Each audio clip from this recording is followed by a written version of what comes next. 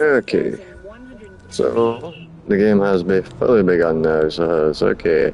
Now we're gonna take our time. Check what my charge my phone is at. It's not bad to date it right away. Alright. 18,436 words on it. Well, we're getting there.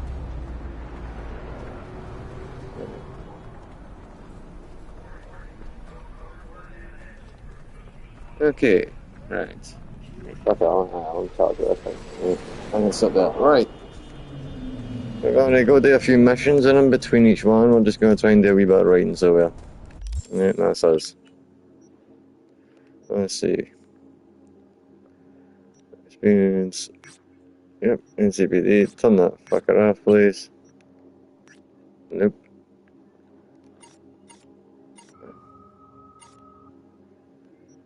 Alright, let's see. Could do that as well, actually. I just got in. Right, now we need to remember this is on very hard mode, so it is. And I'm essentially playing a character who needs to be up close and personal a lot of time, and he doesn't actually have a sandy span yet. So I need to be very careful.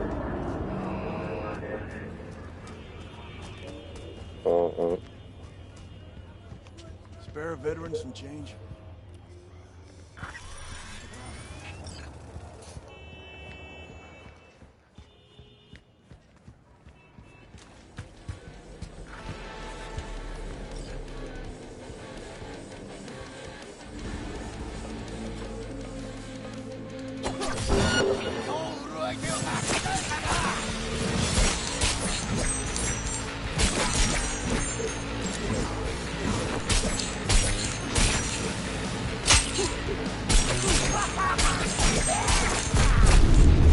I'm the father.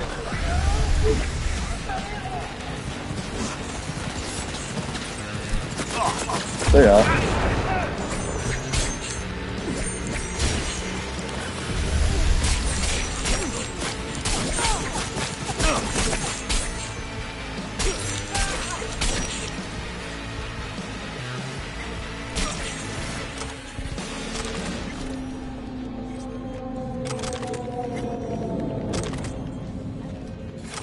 We'll get better at being a samurai. We'll get better.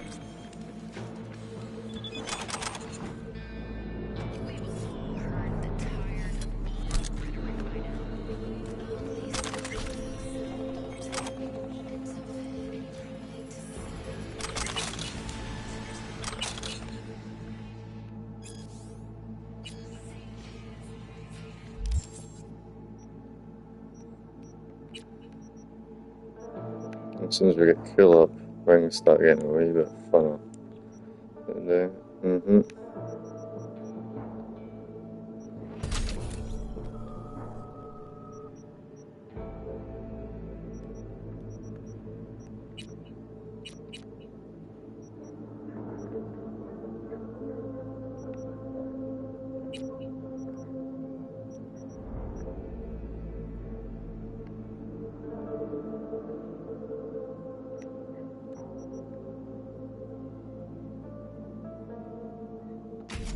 Oh, that'll be essential.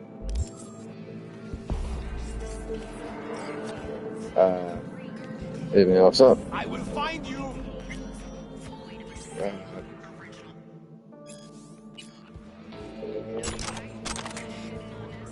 Okay, alright.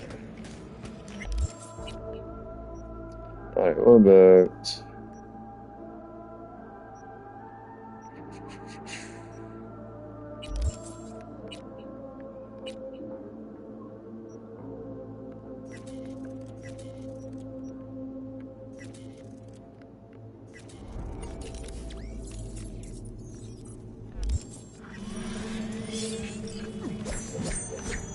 That was actually pretty fast.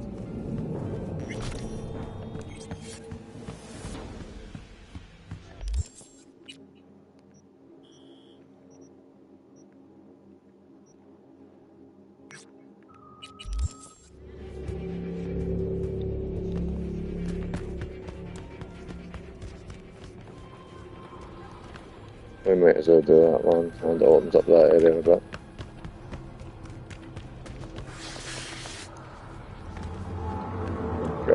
get a double jump.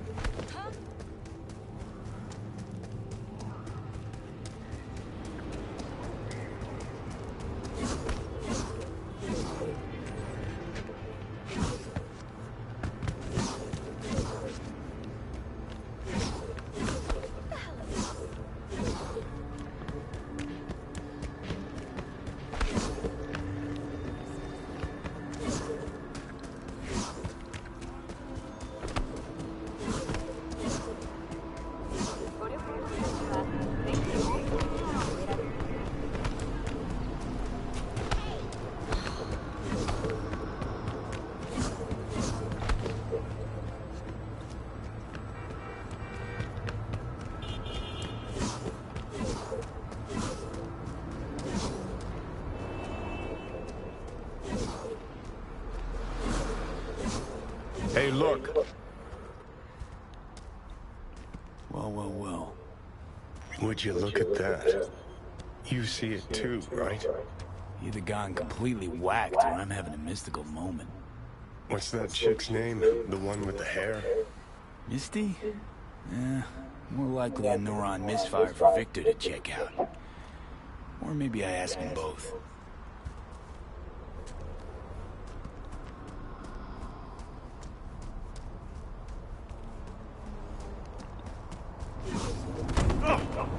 Oh, for God's sake. Alright, let's see.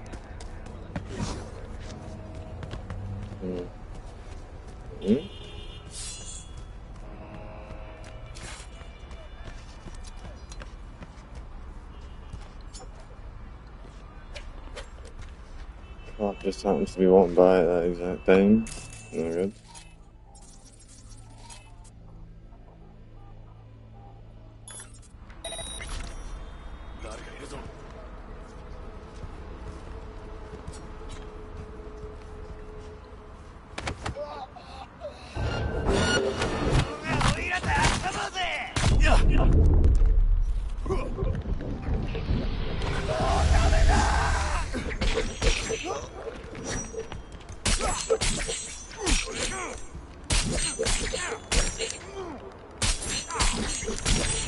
It's an honorable deal. We saw that. We all saw it. Yeah, honorable.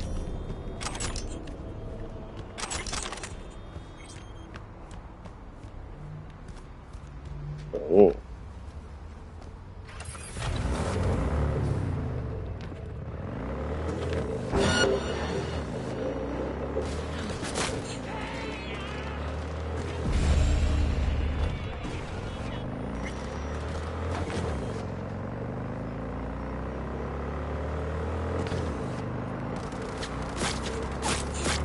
Shit. Fuck.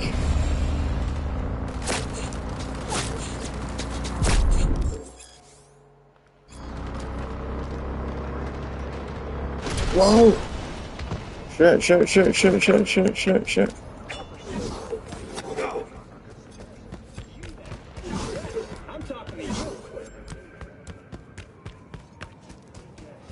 God damn it.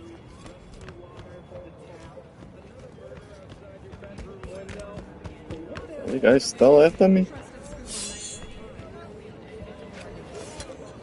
Let's see.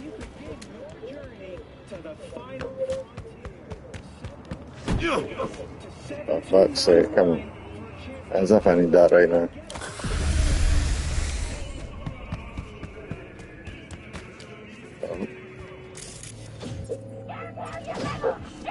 Whoa!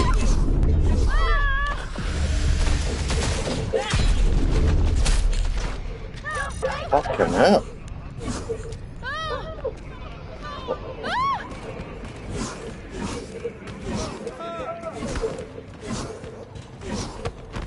Well, I better run away. And I've got the cops on me. Fucking fantastic.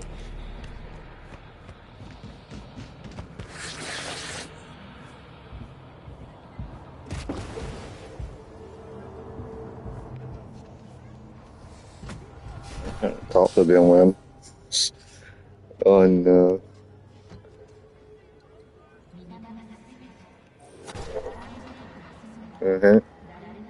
Some bad shit is going on like that. It's been a long time. Wakako Okada, the Lady of Westbrook Estate. When you find a moment, come see me. We must settle our accounts for Sandra Dorset. You did quite well. You and that friend of yours. Until then. Sorry, really gotta go.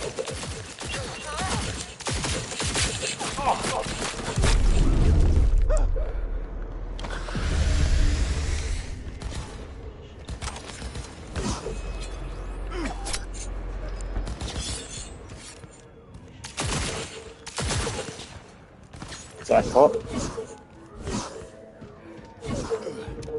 What else? Come on.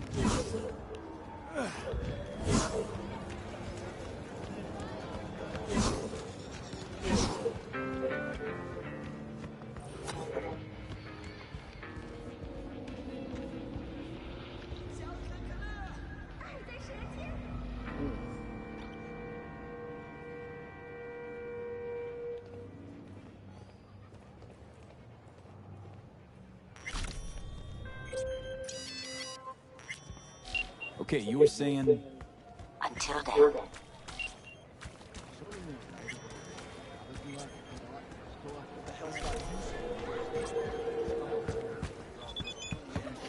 We almost died there twice.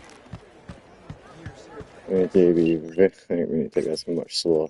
I think we can rush it a wee bit. Yeah. I think we have an actual plan here about how we're gonna play this shit.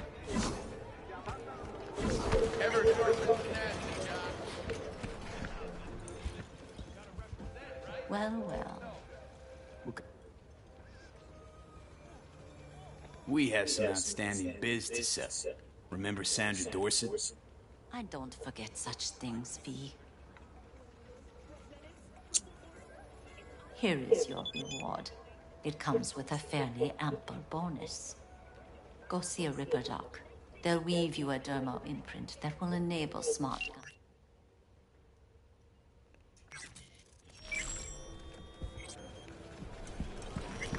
We are not done. Oh, I thought. Oh. Hello. You wanted to talk?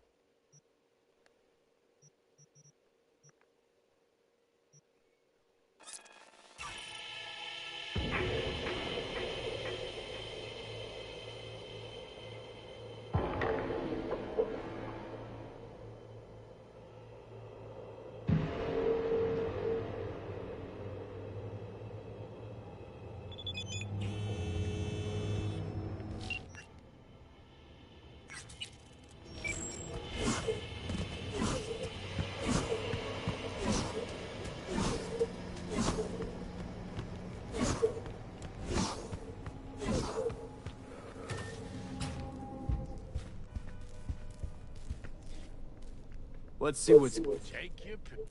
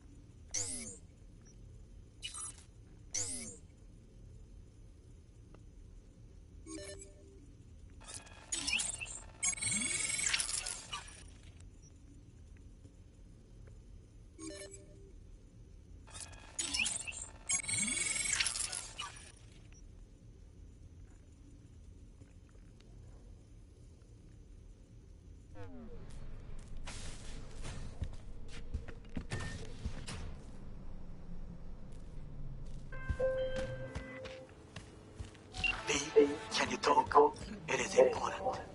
What's important? I may have found a solution to the problem we share. I have established a contact with an old friend from Arasaka. He's here in Night City now. He's well connected to certain influential people. That's gonna help us how, exactly? There will be a meeting. You, me, and this friend of mine. You will tell him what you told me. The truth of events at Konpeki Plaza. I have little hope that he will be convinced. But it will be a start. Fine. Where's the meet and when? Japantown. After sunset. I am sending you the precise location. I'll see you there.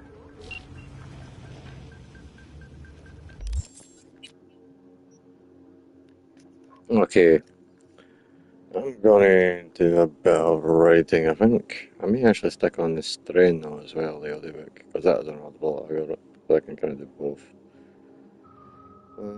So, let's see about that. Yeah, I'll take a break for this for a wee while. Just a wee while.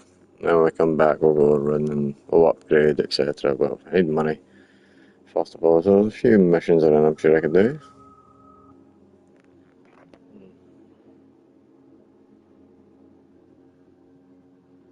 Believed she was the most awake she had ever been in her life. Now she truly knew what she wanted to be when she grew up. No more ballet school instructor after Cindy Beale broke 2 toes on a leap. No more Olympic gymnast,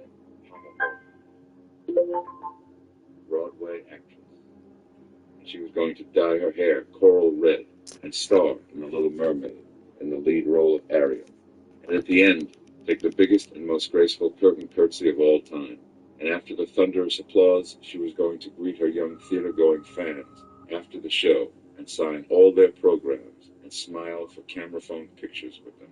And then, one very special night, she was going to select the most polite and sincere 9-year-old girl in the audience and invite her to be her understudy and best friend forever. Her mother was going to be her hairstylist, and her dad, who stayed home with Justin, would be her manager, just like Hannah Montana's dad. And Justin, well, Justin could just stay home and be himself. And so she sat, chin in hand, turned around in the seat on the subway running south underneath the city. She saw herself reflected in the window, saw the brightness of the car behind her, but the lights flickered sometimes, and in one of those dark blinks, she found herself looking out into an open space where one tunnel fed into another. Then she saw something. No more than a subliminal flash of an image, like a single, disturbing frame spliced into an otherwise monotonous strip of film. So fast that her 9-year-old conscious mind didn't have time to process it, this image she did not understand. She couldn't even say why she burst into tears, which woke up her nodding mother, so pretty in her theater coat and dress next to her, who comforted her and tried to draw out what had prompted the sobbing. Jeannie could only point to the window. She rode the rest of the way home, cuddled beneath her mother's arm. But the master had seen her. The master saw everything, even especially while feeding. His night vision was extraordinary and nearly telescopic, in varying shades of gray, and registered heat sources in a glowing spectral white. Finished, though not satiated, never satiated, he let his prey slide limply down his body, his great hands releasing the turned human to the gravel floor. The tunnels around him whispered with winds that fluttered his dark cloak, trains screaming in the distance, iron clashing against steel, like the scream of a world suddenly aware of his coming.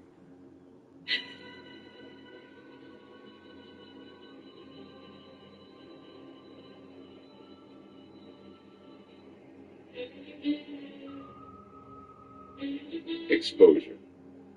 Canary headquarters, 11th Avenue and 22nd Street. On the third morning following the landing of Flight 753, Eve took Satrakian to the office headquarters of the CDC Canary Project on the western edge of Chelsea, 1 block east of the Hudson. Before Eve started Canary, the 3-room office had been the local site for the CDC's World Trade Center Worker and Volunteer Medical Screening Program, investigating links between the 9/11 recovery effort and persistent respiratory ailments. Eve's heart lifted as they pulled up at 11th Avenue. 2 police cars and a pair of unmarked sedans with government license plates were parked outside the entrance. Director Barnes had come through, finally. They were going to get the help they needed. There was no way Eve, Nora, and Satrakian could fight this scourge on their own. The 3rd-floor office door was open when they got there, and Barnes was conferring with a plainclothesman who identified himself as an FBI special agent. "Everett," said Eve, relieved to find him personally involved. "Your timing is perfect. Just the man I wanted to see."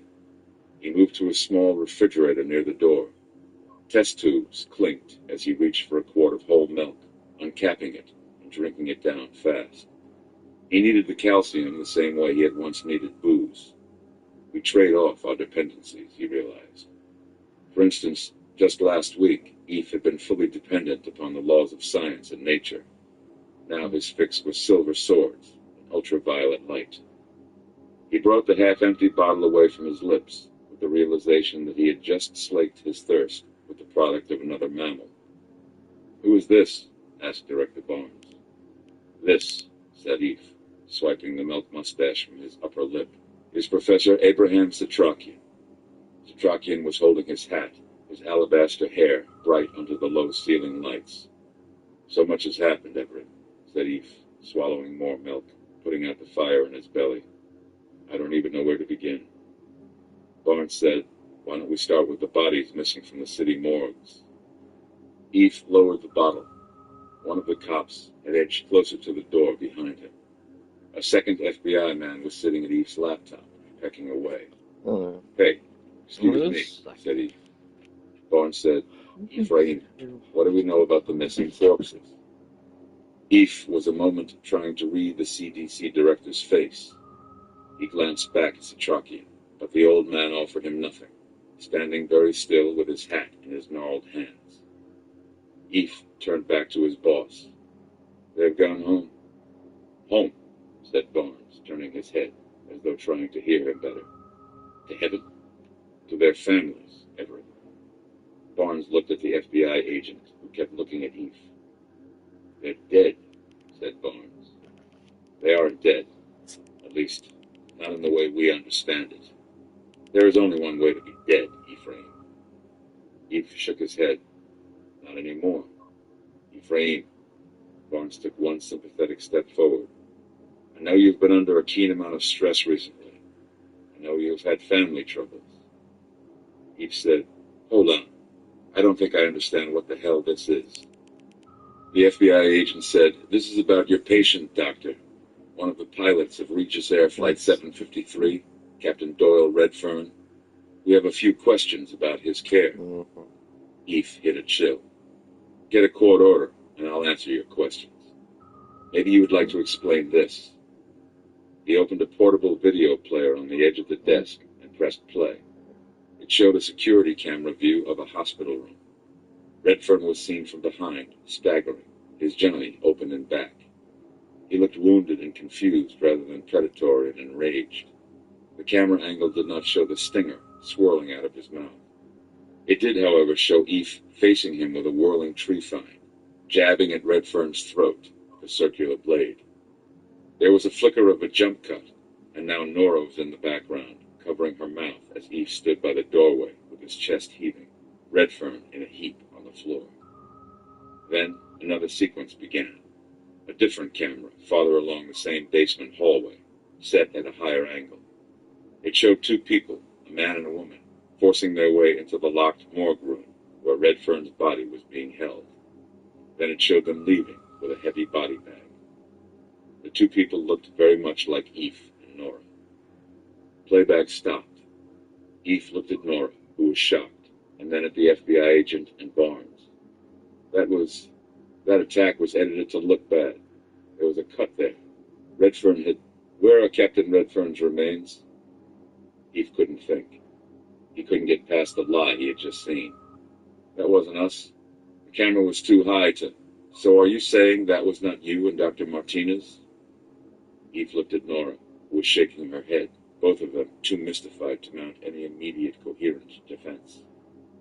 Barnes said, "Let me ask you one more time, Ephraim. Where are the missing bodies from the morgues?"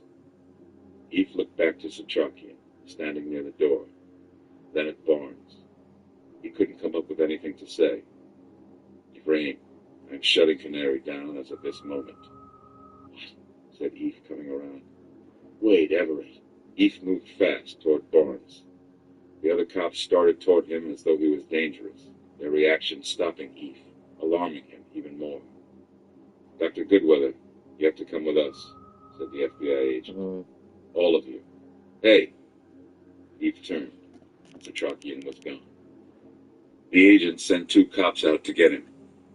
Eve looked back toward Barnes. "Everett, you know me. You know who I am. Listen to what I am about to tell you.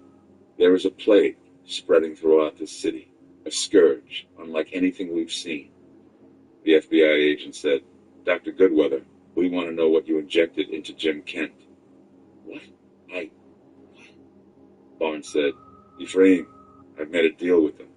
They will spare Nora if you agree to cooperate. Spare her the scandal of arrest, preserve her professional reputation. I know that you two are close." "And how exactly do you know that?" Eve looked around at his persecutors, moving past bewilderment and into anger. "This is bullshit, Everett. You were on video attacking and murdering a patient, Ephraim. You have been reporting fantastic test results, unexplained by any rational measurement, unsubstantiated and most likely doctor manipulated. Would I be here if I had a choice? If you had a choice?" Eve turned to Nora. She would be spared. She could perhaps fight on. Barnes was right. For the moment at least, in a room full of lawmen, he had no choice. "Don't let this slow you down," Eve told Nora. "You may be the only one left who knows what's really happening." Nora shook her head. She turned to Barnes. "So, there is a conspiracy here, whether you are willingly a part of it or not." "Please, Dr. Martinez," said Barnes, "don't embarrass yourself any further." The other agent packed up Eve's and Nora's laptops. They started walking Eve down the stairs. At the second-floor hallway, they met the 2 cops who had gone after Satrakian. They were standing side by side, almost back to back, handcuffed together. Satrakian appeared behind the group with his sword drawn. He held its point at the lead FBI agent's neck. There was a small dagger in his other hand, also fashioned of silver. He held that one near Director Barnes' throat. The old professor said, "You gentlemen are pawns in a scheme well beyond your comprehension. Doctor, take this down." Eve took the weapon's handle, holding the point at his boss's throat. Barnes said breathlessly, "Good Christ, Ethan, have you lost your mind? Everett, this is bigger than you can know. This goes beyond the CDC, beyond regular law enforcement. There's a catastrophic disease outbreak in this city, the likes of which we have never seen. And that's just the half of it." Nora came up beside him, reclaiming hers and Ephraim's laptops from the other FBI agent. She said, "I got everything else we need from the office. Looks like we won't be coming back." Barnes said, "For God's sakes, Ephraim, come to your senses. This is the job you hired me to do.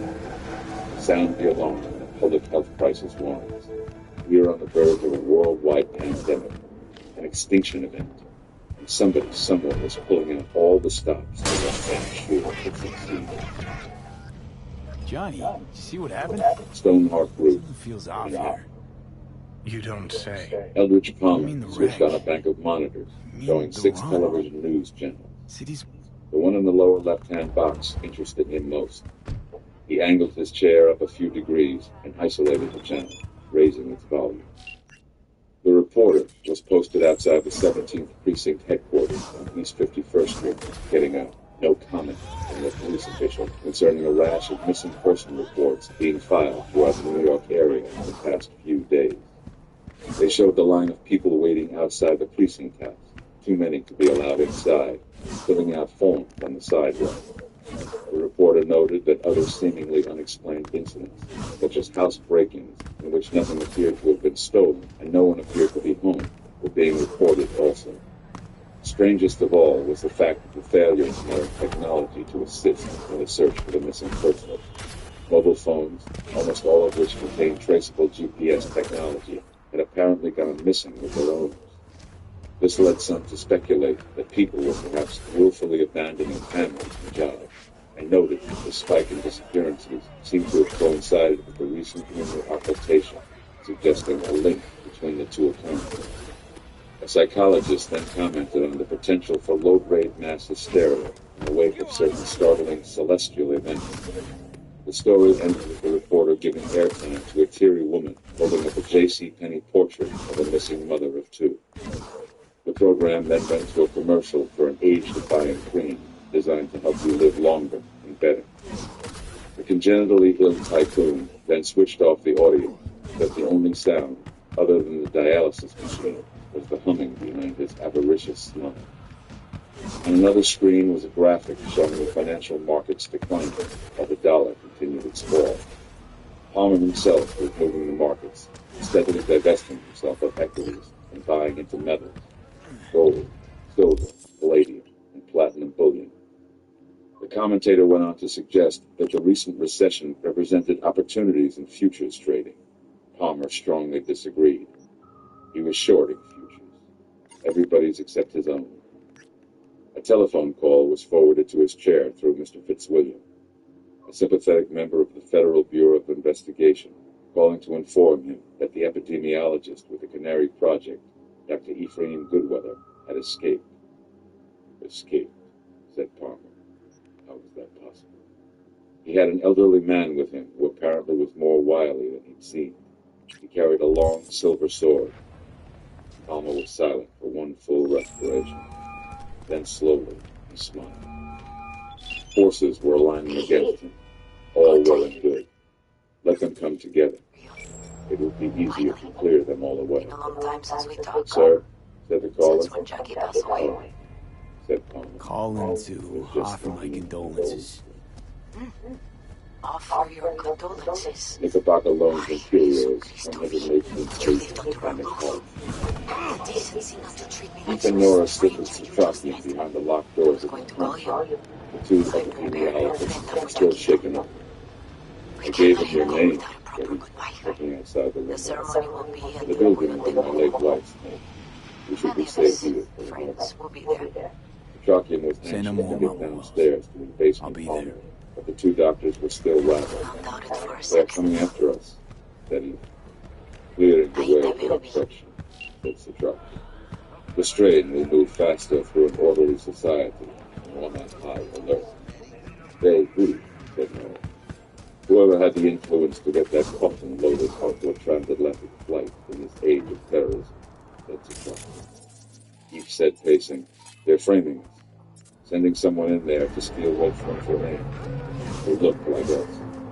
As you said, you are the lead authority to sound the general alarm for disease control. Be thankful they only tried to discredit you. Norris said, without the CDC behind us, we have no authority. Satrakian said, we must continue on our own. This is disease control at its most elemental. Nora looked over at him. You mean murder? What would you want? To come like that? Or to have someone release you? He said, still a polite euphemism for murder, and easier said than done.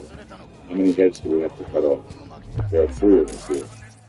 Satrakian said, there are ways other than severing the spinal column. Sunlight, for example, our most powerful ally. Eve's phone trembled inside his pocket. He pulled it out, wary. An Atlanta exchange. CPC headquarters. Keto County, said to Norris. Norris went to Satraki. Well, where are they all now? From the dead. Underground, cellars, sewers, the dark bowels of buildings, such as maintenance rooms, the heating and cooling systems, and the walls sometimes. But usually, in the dirt, that is where they prefer to make their nest. So they sleep during the day, right? That would be most convenient. A handful of coffins in the basement full of dozing vampires. But no, they don't sleep at all. Not as we understand it. They will shut down for a while if they are safe. Too much blood digestion fatigues them, but never for long. They go underground during daylight hours, solely to escape the killing rays of the sun. Nora appeared quite pale and overwhelmed. Like a little girl who'd been told that dead people do not in fact grow wings and fly straight up to heaven to be angels, but instead stay on earth and grow stingers under their tongues and turn into vampires. That thing you said, she said, before you cut them down, something in another language, like a pronouncement or a kind of curse. The old man winced. Something I say only to calm myself. To steady my hand for the final blood. Nora waited to hear what it was. The Trakian saw that for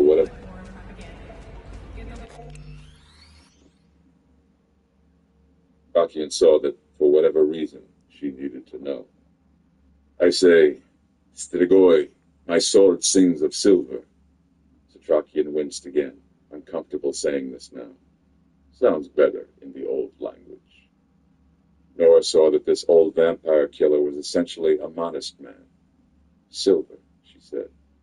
Only silver, he said. Renowned throughout the ages for its antiseptic and germicidal properties. You can cut them with steel or shoot them with lead, but only silver really hurts them. Eve had his free hand over his other ear, trying to hear Pete, who was driving in a car just outside Atlanta. Pete said, "What's going on up there?" "Well, what have you heard? That I'm not supposed to be talking to you, that you're in trouble, that you've gone off the reservation or some such? It's a mess here, Pete. I don't know what to tell you." "Well, I had a call anyway. I've been putting in time on the samples you sent me." Eve felt another stone fall into his gut. Dr. Peter O'Connell was one of the heads of the Unexplained Deaths Project at the CDC's National Center for Zoonotic, Vector-Borne, and Enteric Disease. UNEX was an interdisciplinary group made up of virologists, bacteriologists, epidemiologists, veterinarians, and clinicians from inside and outside the CDC. A great many naturally occurring deaths go unexplained in the United States each year, and a fraction of these, about 700 per annum, are referred to UNEX for further investigation. Of those 700, nearly 15% are satisfactorily resolved, with samples from the rest being banked for possible future re-examination. Every UNEX researcher holds another position within the CDC, and Pete was the chief of infectious disease pathology, an expert on how and why a virus affects its host. Just assume whenever I'm paused that I'm writing. And I'm then wee bits. I feel like I'm writing shit, but... It's a viral strain, Eve. No well, it would be, considering. A remarkable bit of genetic acid. Pete, wait. Listen to me. The glycoprotein has amazing binding characteristics. I'm talking skeleton key. Astonishing. This little bugger doesn't merely hijack the host cell, tricking it into reproducing more copies of itself. No, it fuses to the RNA, melds with it, consumes it, yet somehow doesn't use it up. What it's doing is it's making a copy of itself mated with the host cell and taking only the parts it needs. I don't know what you're seeing with your patient, but theoretically, this thing could replicate and replicate and replicate, and many millions of generations later, and this thing is fast. It could reproduce its own organ structure systematically. It could change its host into what I don't know, but I sure would like to find out. Pete, Eve's head was swimming. It made too much sense. The virus overwhelmed and transformed the cell, just as the vampire overwhelmed and transformed the victim. These vampires were viruses incarnate. Pete said, "I'd like to do the genetics on this one myself, really see what makes it tick. Pete, listen to me. I want you to destroy it." Eve heard Pete's windshield wipers working in silence. "What?" "Save your findings, hang on to those, but destroy that sample right away." More windshield wipers, metronomes of Pete's uncertainty.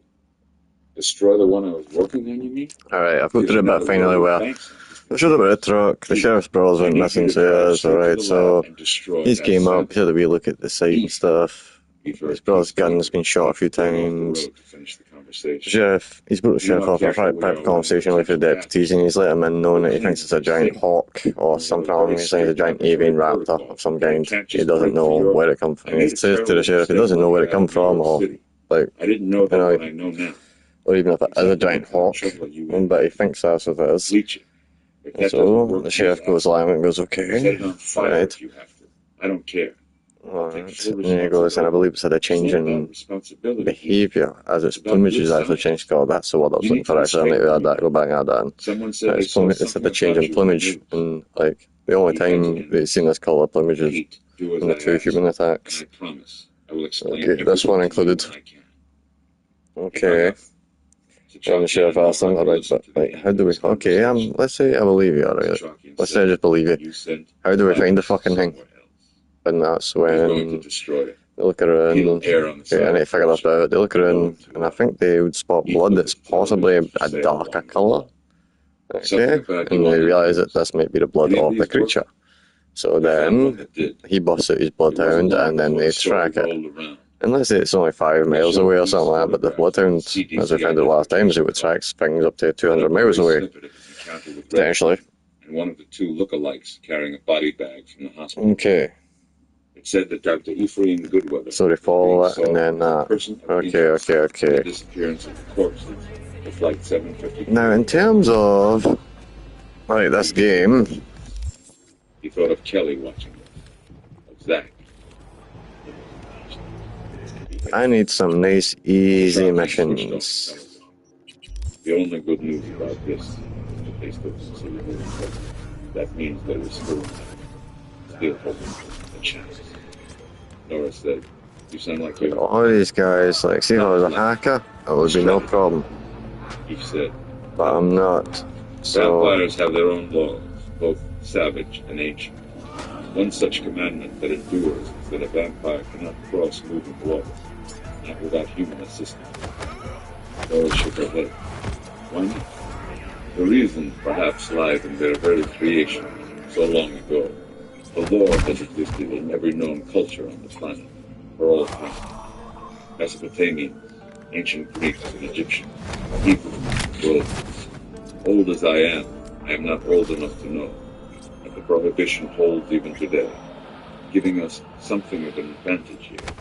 Do you know what is New York City? Nora got it right away. An island. An archipelago. We are surrounded on all sides by water right now. The airline passengers, they went to more than all 5 boroughs. No, only 4. Now Staten Island. 4 of them. Queens and Brooklyn are both separated from the mainland by the East River and the Long Island Sound, respectively. The Bronx is the only borough connected to the United States. Eve said, something else getting bothering here. Set up fire lines north of the Bronx, east of Queens and Nassau. Wishful thinking in this book. It's shocking. But can you see? We do not have to destroy every one of them individually.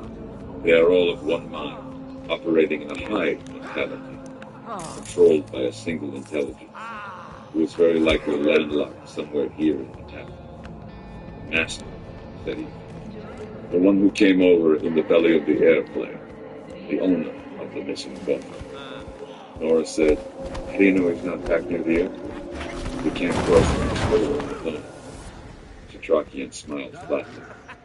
I feel very confident that he did not journey all the way to America to hide out in Queens. He opened the rear door, the steps leading to his basement armory. What we have to do now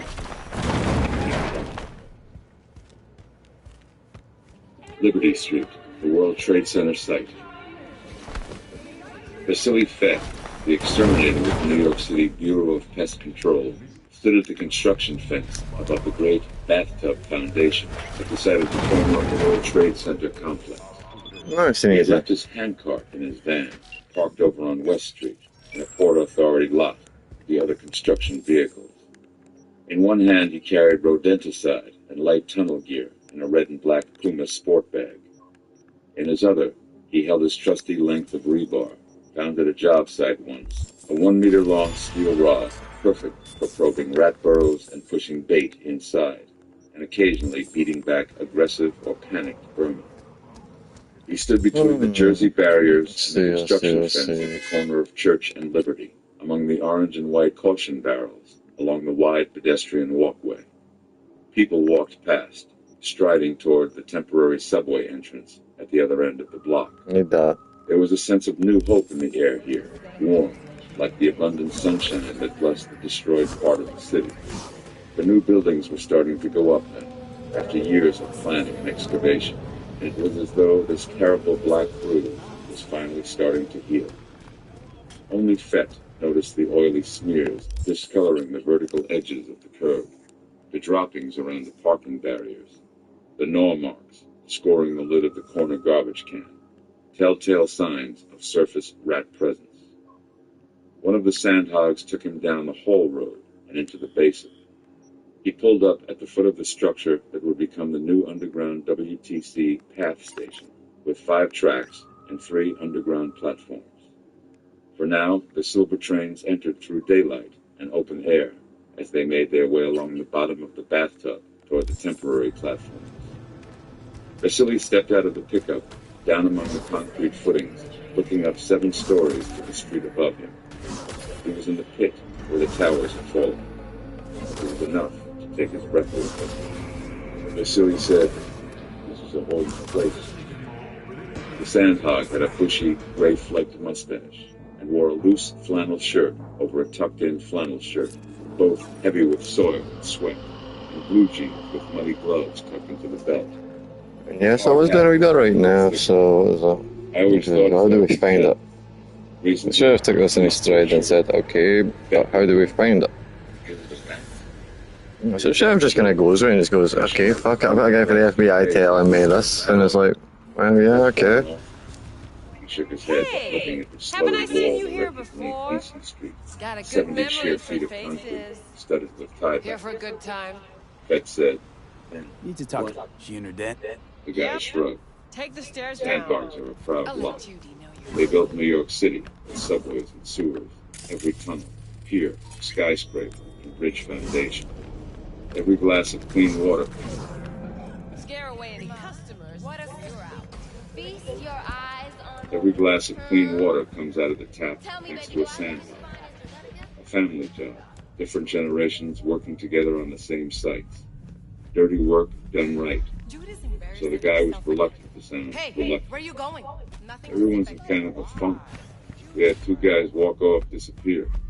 Clocked in for a shift, went down into the tunnels, never clocked out. We're 24/7 here. Nobody wants night shifts anymore.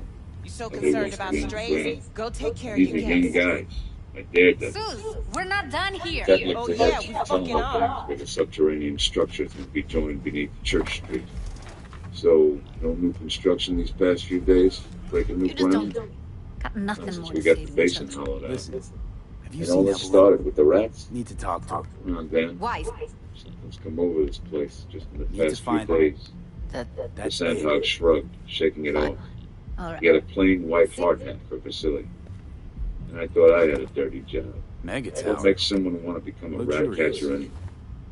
Vasily put on the hat, feeling the wind change near the mouth of the underground Wait. passage. And I guess I'm addicted to the glamour.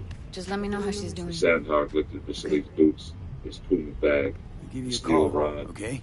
Done this before? Thanks. Gotta go with a vermin on. Thank There's a lot you. of city under this city. A Tell me dog. about it. Why am I I've got a not flashlight, surprised? some You're an breadcrumbs. engram and a fading I mind. think I'm good. Nothing should surprise you Vasily anymore. shook the sandhog's hand, then started. So we gonna hit this place, Clouds? Why the hell not?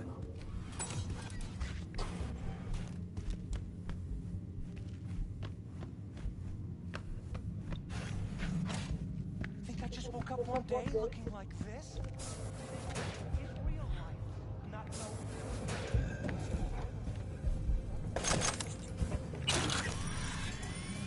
What are you staring at? Got something to say? Say it.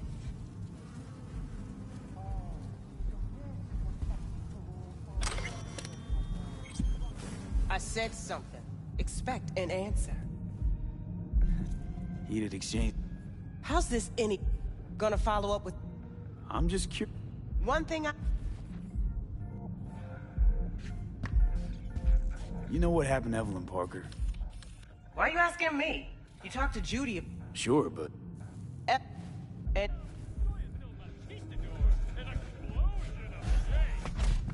Forget Evelyn. Admit it. This is about Judy's virtues, isn't it? Good shit, if I say so myself. Nobody... De-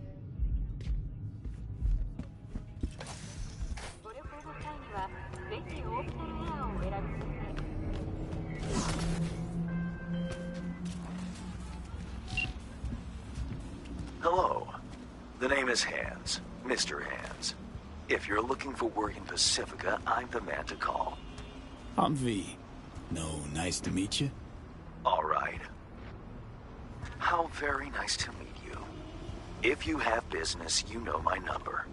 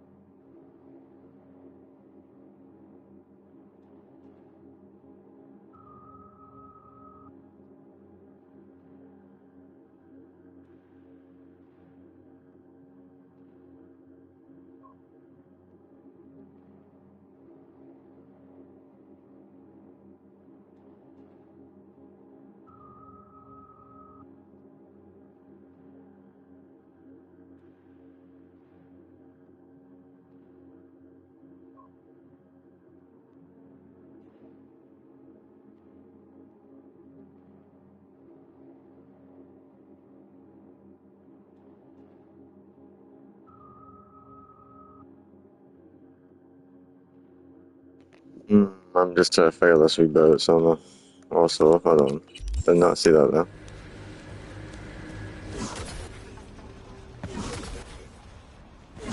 no, you're feeding me scop and you know it. A third-gen Karoshi with first-gen muscles?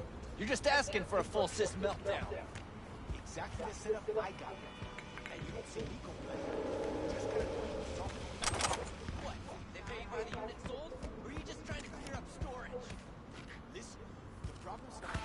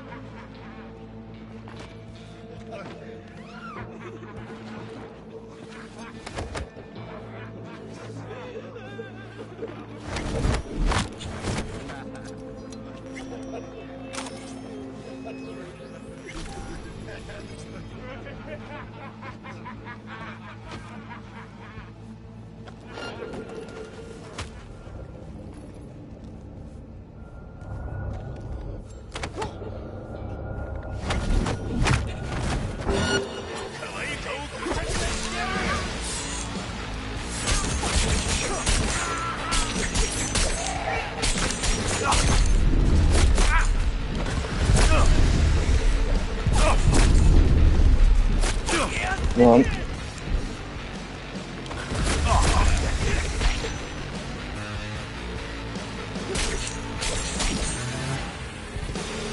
Whoops, I did not mean to kill a civilian now.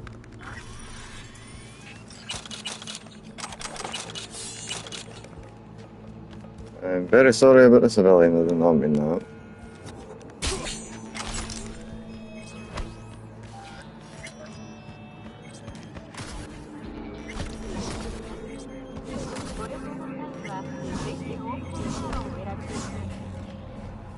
I'll never become Ellis's bar, I'm sure.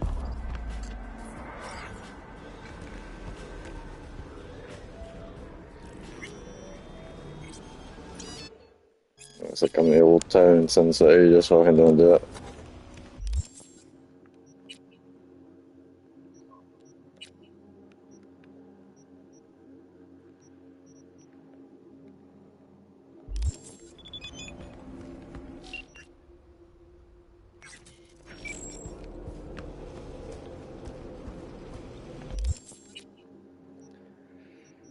Yeah, but there's another one right here.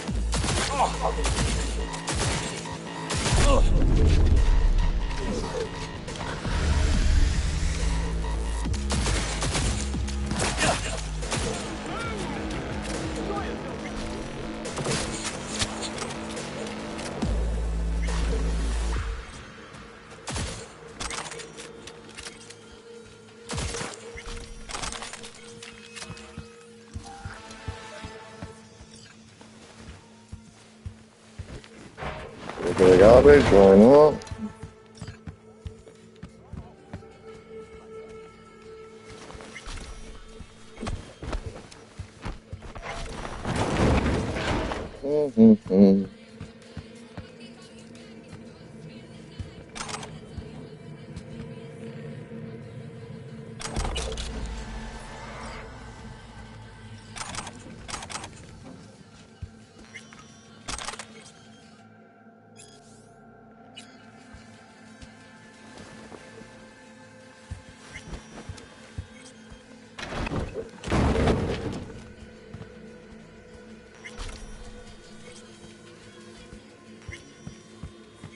Like I was never here. I mean, the families will never know what happened to them, but you know. Yeah. Oh, not done.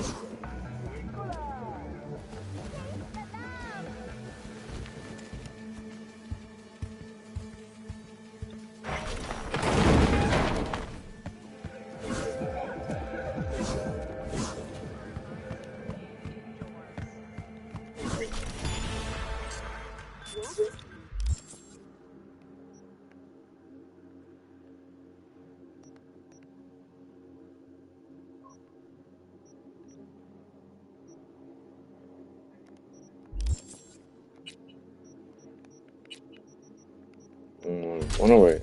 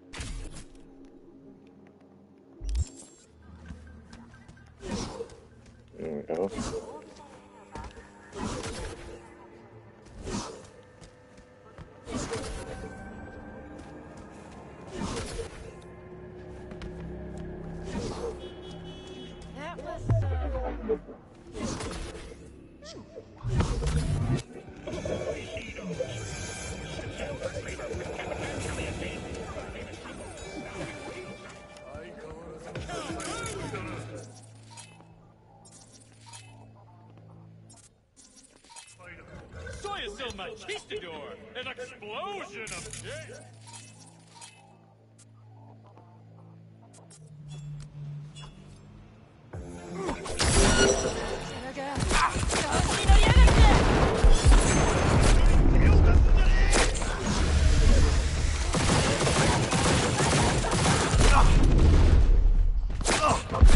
Whoa! Oh, and the character's dead just like that. There we go. Right, end of sesh. I got a bit tired at the beginning anyway. But once that character done, we need to restart. There we go.